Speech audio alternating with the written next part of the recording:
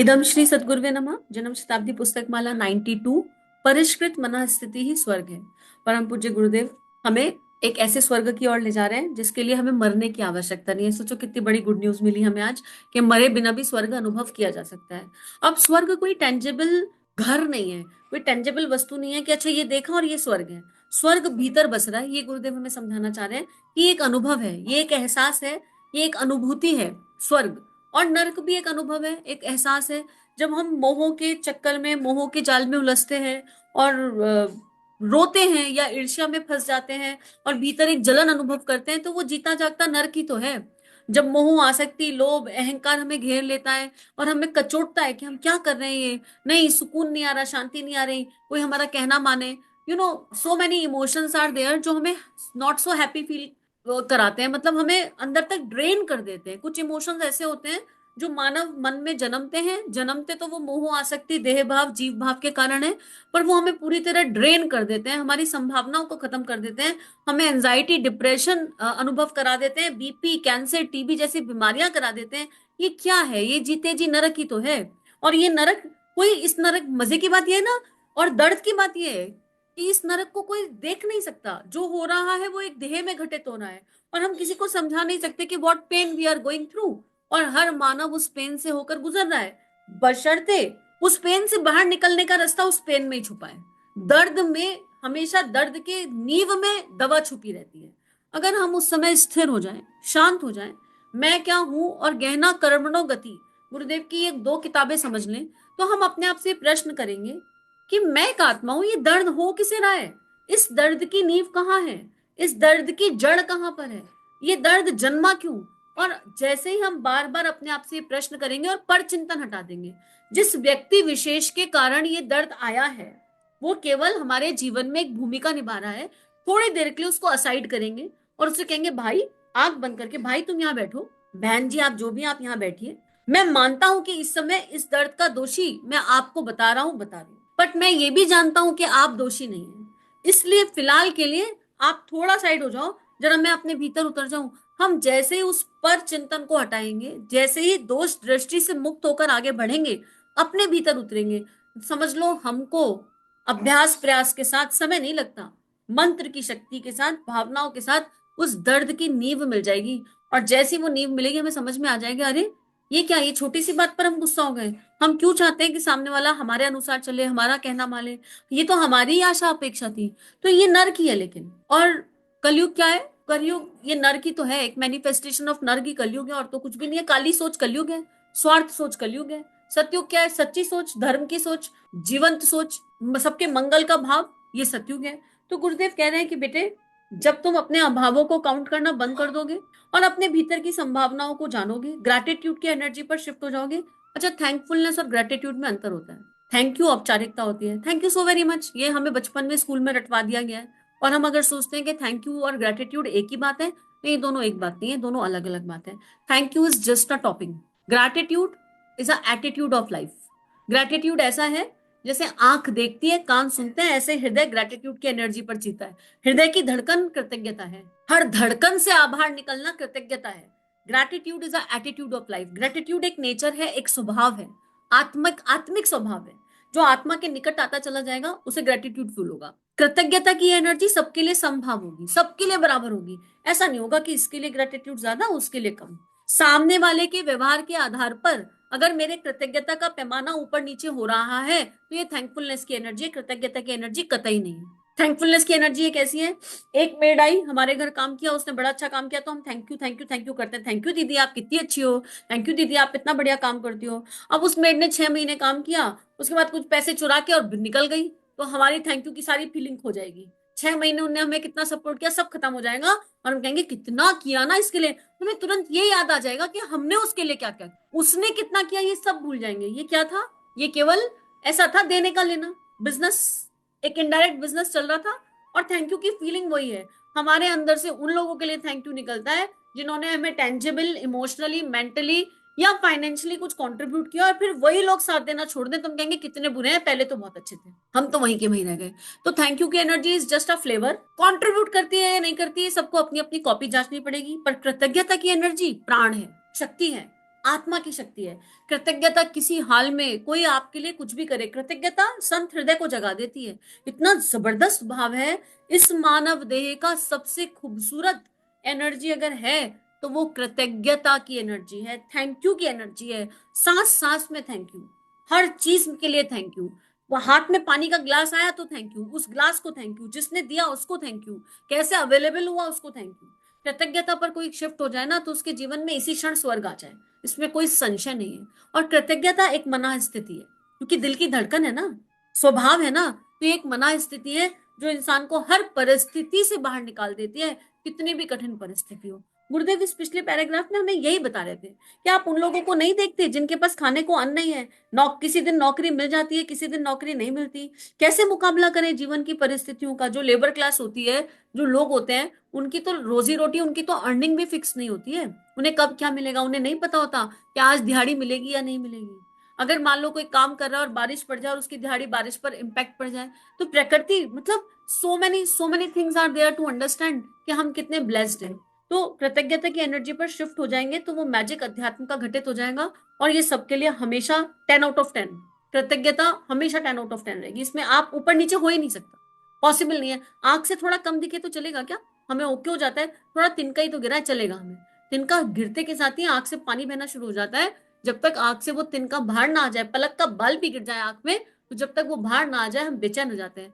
ऐसे ही हृदय से कृतज्ञता खत्म हो गई अगर, जिस हृदय ने, जिस हार्ट ने, जिस भावना ने कृतज्ञता को जी लिया, अगर वो कृतज्ञता से थोड़ा सा भी शिफ्ट होता है ना, तो ये ऐसे ही बेचैनी, ऐसी पीड़ा देता है जैसे आंख में गिरा हुआ तिनका पीड़ा देता है। ऐसी पीड़ा आत्मा को होती है जब कृतज्ञता से शिफ्ट हो जाती है चेतना। गुरुदेव लिख रहे हैं, मित्रों सुख कोई वस्तु नहीं है, स्वर्ग कोई वस्तु नहीं है।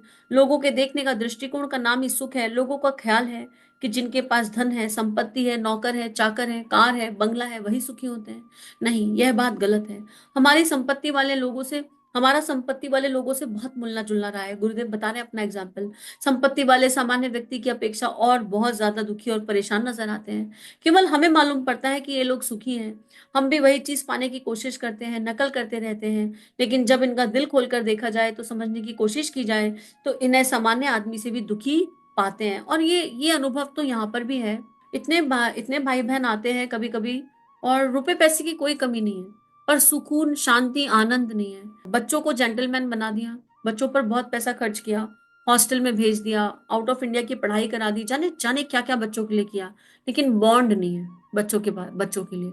खरीद सकते हैं, जाने कितने 56 भोग खरीद सकते हैं, जाने कौन कौन सा खाना खरीद सकते हैं, पर खाने के लिए सेहत नहीं है, बीमार हुए पड़े हैं। और एक अकेलापन, एकाकीपन खाए जा रहा है। क्यों होता है? ओनरशिप की वजह से हो जाता है। मैं और मेरा में उलझकर, मतलब आई एम द बॉस, मेरा पैसा, मेरी कमाई, देने का भाव कहीं मिसिंग होना। मतलब इंडिविजुअल टू इंडिविजुअल, पर जब एक मोटी मोटी एनर्जी की बात करो, तो जीविका कमाने के लिए इतना भागे, इतना भागे, इतना भागे कि जीवन के मूल को खो दिया। और इसमें कहीं ना कहीं गलती माता पिता की भी होती है। हम बच्चों को बचपन से ये कहते हैं, पढ़ोगे लिखोगे नहीं तो घास खोदोगे क्या। हमारे स्टेटमेंट इस तरह के होते हैं। और अरे मेरा बेटा तो बड़े होकर पायलट बनेगा, इंजीनियर बनेगा, आउट ऑफ इंडिया जाएगा, बड़ी नौकरी करेगा, जेंटलमैन बनेगा। हम कभी अपने बच्चों से ये कहते हैं, ये हमारा बच्चा बड़े होकर विवेकानंद बनेगा, उनके समान संस्कार लेकर आएगा। हमारा बच्चा बड़े होकर भगनी निवेदिता को जानेगा, वो क्या थी, कैसी थी। हमारा बच्चा बड़े होकर भारत माता के लिए अर्पित समर्पित होगा। हमारा बच्चा बड़ा होकर दिव्य महापुरुषों को जानेगा, ब्रह्मानंद जी को जानेगा, ठाकुर रामकृष्ण परमहंस को जानेगा। हम कभी अपने बच्चों से भारत माता के बारे में बात करते हैं? हम कभी अपने बच्चों से महापुरुषों के बारे में बात करते हैं, महापुरुषों का चिंतन मनन करते हैं, फिल्म स्टार्स के बारे में बात करते हैं, फिल्म स्टार्स के बारे में बात करते हैं? सॉरी टू से दैट, छोटे छोटे बच्चे इतने घटिया घटिया गानों पर डांस करते हैं और हम उन्हें देख के ताली बजाते हैं, मुस्कुराते हैं। हमने कभी अपने बच्चों को प्रज्ञा गीत सुनाया? हमने अभी कभी अपने बच्चों को बताया कि देशभक्ति गीत नाम की भी कोई चीज होती है? बड़ा पीड़ा का विषय है ये, बहुत पीड़ा का विषय है ये। इसमें माता पिता की कंप्लीट जिम्मेदारी होती है।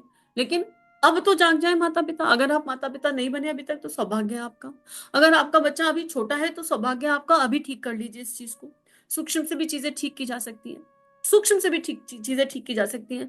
लोरी ऐसी होनी चाहिए, ये बात हमेशा कहती आई हूँ, हमेशा समझी, अनुभव किया है कि हम अपने बच्चों को लोरी गाकर सुनाए, सारे जहां से अच्छा हिंदोसिता हमारा। हम लोरी गाए, मेरे देश की माटी सोना उगले उगले हीरे मोती। हम लोरी गाए, दिया है राम जी की भजन गाए, कृष्ण जी के भजन। ये लोरियां होनी चाहिए ताकि बच्चा पूछे, हमारे घर की दीवारों पर महापुरुषों के फोटो लगे होने चाहिए। इमेजेस काम करती हैं, छोटे बच्चे की ब्रेन इमेजेस के आधार पर काम करती है, और वो बच्चे पर नहीं, वो हम पर भी काम करेगी। आपके घर में अगर ठाकुर रामकृष्ण परमहंस का फोटो पड़ा है, रखा है, लगाया हुआ है ना वॉल पर, कभी ना कभी वो संतान आपसे पूछेगी ये कौन है, और बस वो बिंगो मोमेंट होगा लाइफ का, जब वो पूछेंगे परम पूज्य गुरुदेव का, गायत्री माता का, महापुरुषों का फोटो लगा हुआ है ना, कबीर दास जी का फोटो लगा हुआ है ना, दीवार, बोलती दीवार कहते किसे हैं? यही बोलती दीवार है। बच्चा पढ़ नहीं सकता, देख सकता है। छोटे बच्चे को पढ़ना नहीं आता, उसे अक्षर ज्ञान नहीं है, वो जन्म ले, उस घर में जन्म ले जहां पर एक ऐसी दीवार हो जिस पर तिरंगा फहरा रहा हो, तिरंगा लगा हुआ हो, और बच्चा उस तिरंगे को देखते देखते बड़ा हो, उस तिरंगे के साथ बड़ा हो, और फिर पूछे एक दिन, मम्मा पापा आपने तिरंगा क्यों लगाया है? मम्मा पापा ये ठाकुर रामकृष्ण परमहंस यहाँ पर क्यों है? मम्मा पापा ये विवेकानंद जी भगनी निवेदिता यहाँ पर क्यों है? मम्मा परम पूज्य गुरुदेव यहाँ पर कौन है, क्यों है, ये कौन है? फिर वो प्रश्न और वो सत्संग, आपको पता भी नहीं चलेगा, हमें पता भी नहीं चलेगा कि वो सत्संग कब हो गया। और ये अनुभव के आधार पर कह रही हूँ, ये जिया हुआ है। बच्चों को पता तो हो, बच्चों को पता तो हो कि किस भारतीय संस्कृति से हम निकल कर आ रहे हैं। बच्चों को कहानियां सुनाइए, बड़ा महत्वपूर्ण है। ऋषियों की, सप्त ऋषियों की कहानियां सुनाइए, बड़ा महत्वपूर्ण है। खाली बच्चे पर प्रभाव नहीं पड़ता, अपने ऊपर भी पड़ता है, क्योंकि हमारा चिंतन, अब बच्चे को कहानी सुनाने के लिए हमें भी पढ़नी तो पड़ेगी ना, कहाँ से लाएंगे कहानियां, हमको भी तो जानना पड़ेगा। तो जब नींव ही गड़बड़ है तो वृक्ष कैसे खूबसूरत आ सकता है? नींव को ठीक करने की आवश्यकता है। पेरेंटिंग से रिलेटेड और बहुत कुछ जानना चाहते हैं तो जन्म शताब्दी पुस्तक माला 69 की 34 ऑडियो सुनिए, उसमें बहुत सारे पेरेंटिंग की बातें गुरुदेव ने बताई हैं। तो गुरुदेव यही कह रहे हैं कि हम कंपैरिजन ना करें अमीर लोगों से। आवरण के आधार पर अंतःकरण नहीं जाना सकते। आवरण मतलब बाहर का खोल। भाई आजकल की डेट में कितने सारे साधु सन्यासी घूम रहे हैं, पर क्या हल पीला कपड़ा पहनने वाला संत है? नहीं है ना। हम नहीं जान सकते कि कौन सत्य है कौन झूठा है, लेकिन हम आवरण के आधार पर धारणा बनाते हैं। हम सोचते हैं जिसके पास बड़ी गाड़ी है, जिसके पास बड़ा बंगला है, वो ही सुखी है। अरे एक से एक केस देखें, कोई सुख नहीं है। सुख एक मना स्थिति है। रतन टाटा के पास बहुत पैसा था, बहुत आनंद में थे, सुख नहीं था, आनंद था, परमानंद था। क्यों? क्योंकि संग्रह का भाव नहीं था। एक एग्जाम्पल जीता जाता अपने पास है। परम पूज्य गुरुदेव के पास कम है क्या? इतना बड़ा शांति कुंज है और हम सबके घर परम पूज्य गुरुदेव के लिए हमेशा खुले हुए हैं। बताओ जरा, प्रॉपर्टी की सुख की कमी है क्या? लेकिन क्या था? देने का भाव था, देवता वाली फीलिंग थी। तो हम उस गुरु की संतान है जो हमें ये कह रही है कि बेटे, जीविका कमाना बहुत अच्छी बात है, उसको स्वावलंबन कहा जाता है। स्वावलंबन एक शक्ति है, क्योंकि हमें परालंबी नहीं होना, किसी पर डिपेंडेंट नहीं होना है, ना इमोशनली, ना मेंटली, ना फिजिकली। फिर भी सहयोग की भावना को बढ़ोतरी देनी है, ठीक है, ना फाइनेंशियली ना सोशली। अपने आप को चमकता हुआ सितारा बनाने की आवश्यकता है, और ऐसा प्रकाश भीतर से निकले कि सब उस प्रकाश में आ जाए, और फिर एक दूसरे का हाथ पकड़ के ईश्वर की ओर चले। तो स्वावलंबन एक शक्ति है, उसको करने की आवश्यकता है, लेकिन उसके पीछे अपने आप को घिसने की आवश्यकता शायद नहीं है। उसके पीछे मानव जीवन के वैल्यूज और प्रिंसिपल्स भूलने की आवश्यकता नहीं है। उसको याद करके भी स्वावलंबन किया जा सकता है। कम कमा लेंगे ना, थोड़ा कम कमा लेंगे, क्या हो जाएगा? पर आनंद में रहेंगे, सुकून में रहेंगे, शांति में रहेंगे। बड़ा डिफरेंट है ये। तो गुरुदेव यहाँ पर यही कह रहे हैं, और इसमें ना बड़ी पीड़ा अनुभव हो रही है गुरुदेव की। अब ऐसा लगता है, क्योंकि ऐसा लगता है उनकी हृदय की तरंगे निकल कर अंदर आ रही है, और उसमें एक दर्द है। और उसमें वो कह रहे हैं कि बेटे अब जाग जाओ, अभी भी समय है, अभी भी समय, अभी अपने कलयुग अपने चरम पर नहीं आया, अभी तुम भीतर का सतयुग जगा लो। अभी तुम अपनी संतानों को ठीक कर लो, क्योंकि वो संतान तुम्हें दी गई है, तुम्हारी अमानत है, पर तुम्हारी नहीं है। तुम खुद मेरी संतान हो। ऐसा लगता है कि वो पुकार के कह रहे हैं, चित्कार के कह रहे हैं, और इसलिए वो हमें बार बार ये पढ़ा रहे हैं, बार बार ये समझा रहे हैं। तो आज एक काम करते हैं, यहाँ पर एक एक ठहराव ले लेते हैं, ठहर जाते हैं, और ठहर कर चिंतन मनन करके समझते हैं कि अब जो हो गया सो हो गया, अब क्या क्या और कैसे कैसे ठीक किया जा सकता है, उसको जानने का प्रयास करते हैं। और समाधान भीतर है, उत्तर भीतर है, बाहर से कहीं से कोई उत्तर नहीं आएगा। और उन उत्तरों को पाने के लिए नियमित उपासना कीजिए। जब हमारी उपासना नियमित होगी, उपासना कैसे की जा सकती है इसके लिए आपको और जन्म शताब्दी सुननी होगी, क्योंकि कर्म कांड की एनर्जी की यहाँ बात नहीं हो रही। आपकी 3 माला, 5 माला, 51 माला, 100 माला, उनकी बात यहाँ बिल्कुल भी नहीं हो रही। 5 मिनट भी किया ना, वो किस एनर्जी से करने की आवश्यकता है उसकी बात हो रही है। 91 में भी आपको मिल जाएगा, पीछे बहुत सारे स्वाध्याय हैं जहाँ उपासना के सही स्वरूप को गुरुदेव ने बहुत खूबसूरती से सूत्रों के साथ समझाया है। नियमित उपासना करें, पानी चार्ज करके पिए। एक दूसरा ये टिप है, how to reach that state. जल के प्रति कृतज्ञता का भाव, और जब भी हाथ में जल आए उसमें सूर्य का, सविता देवता का प्रकाश देखें, और उसके सविता देवता का प्रकाश और सविता देवता के गर्भ में चंद्रमा। और 5 गायत्री मंत्र करें और शांत भाव से बैठकर पानी पिएं और भाव करें कि ये जल हमारे भीतर की दिव्यता को जगा रहा है, हमें भीतर से प्रकाशित कर रहा है और हमें उस दिव्यता की ओर ले जाने का प्रयास कर रहा है। हमारे अंदर वो एनर्जी सेंटर्स एक्टिवेट हो गए हैं और हम अपने गुरु के सानिध्य में उस दिव्यता की ओर जा रहे हैं जिसके लिए हमारा जन्म हुआ। ये छोटे छोटे स्टेप बहुत मैंडेटरी हैं। अब बात ये आएगी कितना पानी पीना है। दिन भर में मिनिमम 2-3 लीटर पानी पीना चाहिए। आप चाहें तो एक बार में पानी चार्ज करके रख सकते हैं, एक बार में 1 go। लेकिन जब पिए तो जल्दी जल्दी में नहीं पीना है, बैठे शांति से और फिर पिए और एक नेत्र बंद करके ये सोचे कि हम अमृत ग्रहण कर रहे हैं। ये माने कि इसमें सविता देवता का, गायत्री माता का, चंद्रमा का प्रकाश निहित है जो हमारे भीतर के सूर्य और चंद्र को बैलेंस करेगा, हमारे भीतर के एनर्जी सेंटर्स पर काम करेगा। ये सूक्ष्म की चीजें काम बहुत मजबूत करती हैं क्योंकि हम ये देह थोड़ी ना है, अल्टीमेटली ये तो चली जाएगी, एक दिन खत्म हो जानी है एक दिन। हमारा व्यक्तित्व किस चीज से मिलकर बना है, पीछे अंदर कुछ है ना। 12 ज्योतिर्लिंग भी कहाँ से आ रहे हैं, 7 चक्र और 5 कोश, 12 ज्योतिर्लिंग भीतर ही तो है सब कुछ। तो इस चीज को जानने समझने की आवश्यकता है। सभी अपना ध्यान रखिए, चिंतन मनन करते रहिए और लगातार ध्यान करते रहिए। इदम श्री सद्गुरुवे नमः। सभी को प्रणाम। श्री प्रिया काउंसलिंग चैनल और देव परिवार चैनल पर जो वीडियोस आपको मिल रहे हैं, अगर ये आपके जीवन को बदल रहे हैं तो ये केवल गुरु कृपा है। आइए इस गुरु कृपा को विश्वव्यापी बनाएं। जो भी लिंक आप सुनते हैं, आपको जो भी लिंक अच्छे लगते हैं, उनको अपने व्हाट्सएप स्टेटस, फेसबुक स्टेटस, सारे सोशल नेटवर्किंग साइट्स पर लगाइए। इस टेक्नोलॉजी के माध्यम से आइए ऋषियों की, संतों की लेखनी को विश्वव्यापी बनाते हैं। जय हिंद, जय भारत। इदम श्री सद्गुरुवे नमः।